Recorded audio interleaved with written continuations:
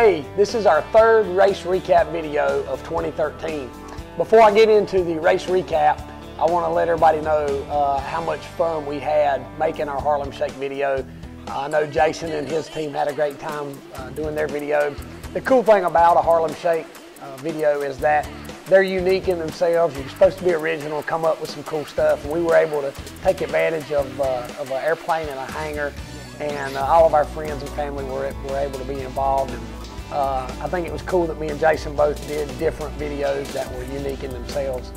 We had a great time doing them. Hope you had a great time watching them. With that being said, I'm a little bit excited about telling you about the race recap from our previous race. I was down at Southern National.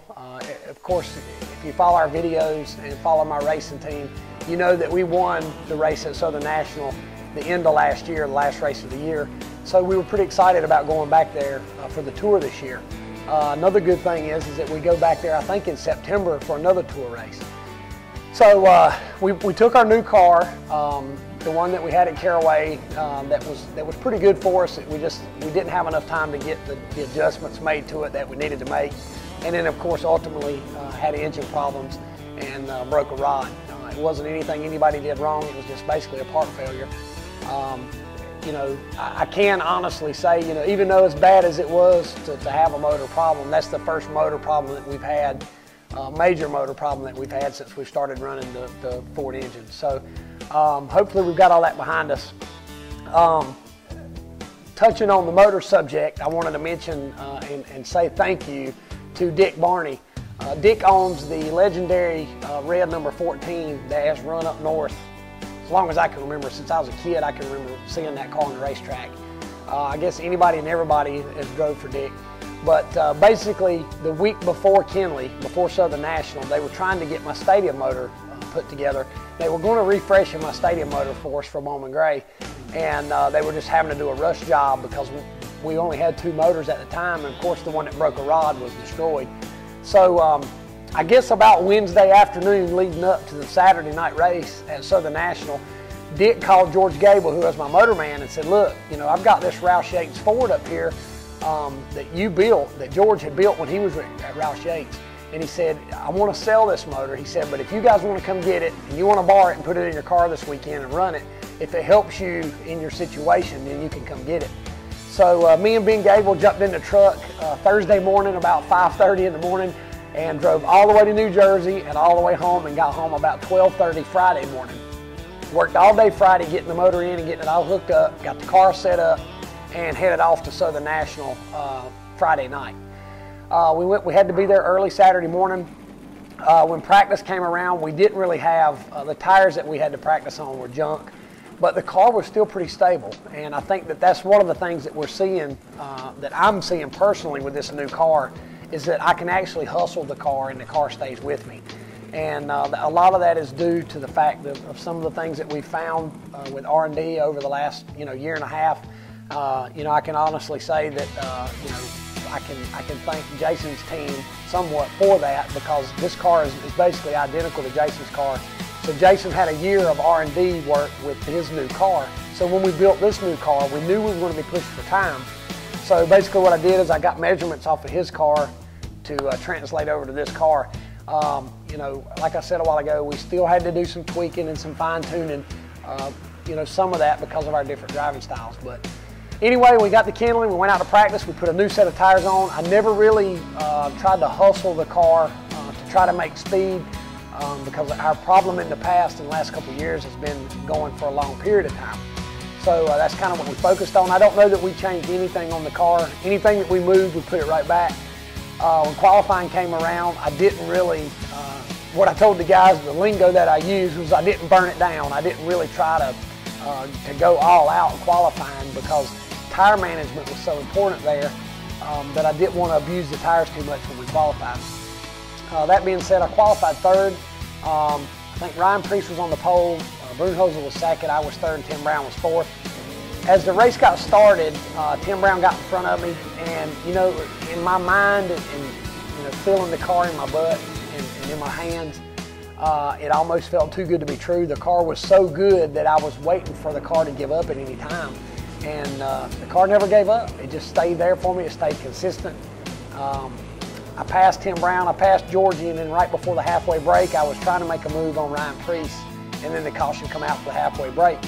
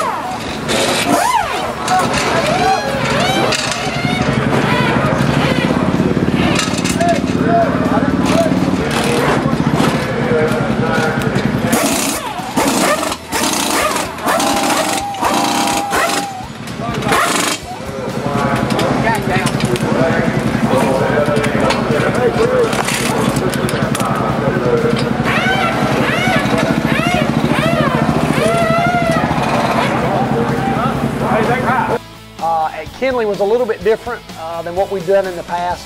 You're able to rotate your tires front and rear. At Kinley, at Southern National, they actually gave us an extra tire. When I say gave, I don't want to make it sound like they gave it to us. We still had to buy it. But we were able to purchase an extra tire for the race. So at halfway, we put a new right rear tire on. We made a couple of little adjustments to the car at halfway.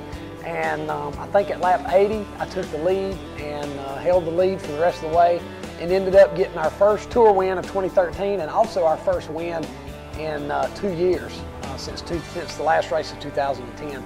It felt really good to be back in victory lane. I think it's a testament to how hard me and my team have worked and everybody that supports us and not given up and stayed with it and worked hard. And hopefully, some of the stuff that we experienced at Southern National, the last race, we're going to be able to carry over into South Boston. South Boston is our next tour race. It's this coming Saturday night. I haven't had the best success at South Boston. I like racing there. It just seems like our car's been off there every time we go, and I end up being 6th, 7th, or 8th. I'm hoping to break that momentum that we had from the bad finishes and carry it over into to being competitive. Like I said, South Boston is coming Saturday. Weather, I think, is supposed to be good. Come out and see us. I don't know how much of it you can see behind me. Of all the, I don't want to call them complaints, but of all the comments I got on the car that I ran at Daytona, which was my Bowman Gray car, is that the car didn't show up on the racetrack. I had a black number on a gray car with an orange stripe. So as you can see behind me, if you can't see this car on the racetrack, there's something really wrong because it's growing on me. I'm not sure how much I like it just yet, but you'll definitely be able to pick out the orange number 1 on my stadium car at Bowman Gray this year. I guess that's about it for our race recap.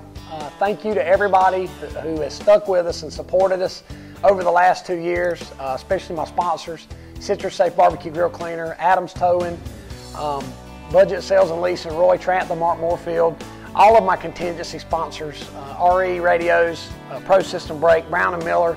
You see I'm rocking my Brown & Miller shirt. The plumbing they did on this car is outstanding. Just thanks to everybody that makes all this possible, and hopefully, we'll be coming to you next week with a video telling you about a win at South Boston. So come out and see us. Boo! Hey, this is my pit sign. The reason I'm showing you this is what's going to be on the back of all my t-shirts for 2013. The reason I'm telling you that is we want to give away one. So to win a 2013 Burt Myers t-shirt, answer this trivia question. How many people, including the kids, were in my last Harlem Shake video? Post your answers to this page and good luck. Boo. This is what's going to be. Darn it! Am I denting it up? All right. Boo. What I'm holding here is my pit sign. And the reason I'm holding this up and showing you this is what's going to be on the back of all my Burt Myers merchandise for 2013. The reason that I'm telling you that is we want to give away some free merchandise. So to win a new 2013 Burt Myers t-shirt, answer this trivia question. How many people, including kids, were in my Harlem Shake video? Send in your answers to this page Darn it. Sorry, Stephen. Send in post your answers to this page, right? Post your answers to this. What's wrong? That's fine. What? Boo. Hey, this is my pit sign. The reason I'm showing you this is what's going to be on the back of all of my merchandise, all of my t-shirts. I'm going to say t-shirts. Sorry, Stephen.